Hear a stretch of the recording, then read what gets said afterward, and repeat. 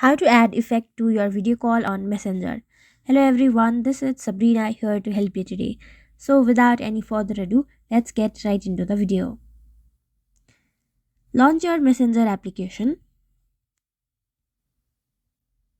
After that, find the person that you want to video call and then add effects in the call. After that, simply call the person,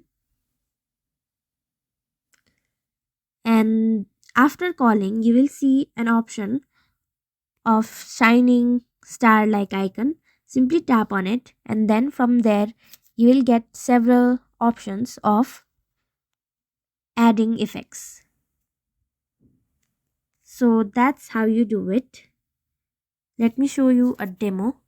Simply tap on allow, and now when you are video calling,